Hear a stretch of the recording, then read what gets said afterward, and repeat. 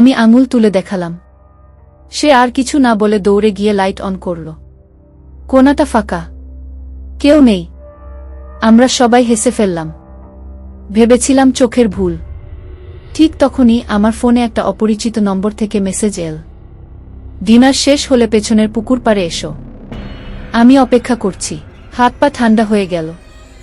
আমি নম্বরটা কল দিলাম, ফোন বেজে উঠল আমাদের টেবিলের নিচ থেকে। আমরা সবাই একসাথে উঠে দাঁড়ালাম। চেয়ার উল্টে পড়ল, চারপাশে মানুষ, কিন্তু কেউ কিছু শুনছে না। ঠিক তখনই কানে ভেসে এল একটা মেয়ের ফিসফিস, প্রতি বছর নিউ ইয়ারে কেউ একজন আসে, এবার তুমি। রিসর্ট থেকে বেরিয়ে আমরা আর পেছনে তাকাইনি। পরদিন জানলাম, ওই রিসর্টের জায়গায় 10 বছর আগে নিউ ইয়ার নাইটে এক মেয়ের লাশ পুকুর থেকে উঠেছিল।